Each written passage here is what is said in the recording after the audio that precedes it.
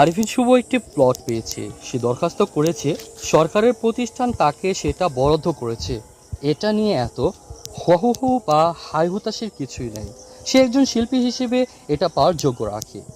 ওই প্রকল্পে বহু ঘুষখোর লোক আছে যারা প্লট পেয়েছে, বহু দুর্নীতিগ্রস্ত রাজনীতিবিদ আছে যারা প্লট পেয়েছে।